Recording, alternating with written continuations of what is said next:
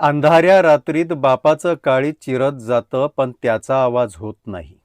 अंधाऱ्या रात्रीत बापाचं काळीज चिरत जातं पण त्याचा आवाज होत नाही. आसवांसोबत बरंच वाहून जातं त्याचं, पण बाप कुणाला कळत नाही. कधी सैरभैर होतं मन पण त्याला नसतं त्याचं भान.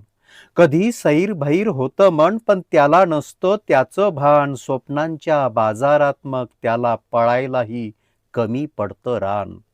धाप लागते त्याला पण कवेत काही सापडत नाही.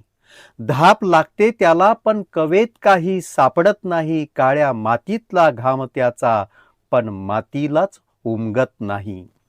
कधी असतो वादळासारखा आसमंत दिपवून टाकणारा बाप.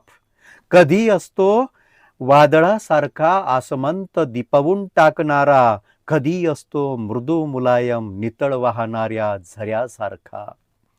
जेव्हा बाप सापडत नाही घरात तेव्हा असंख्य वेदना व्हायला लागतात धडपडणाऱ्या उरात.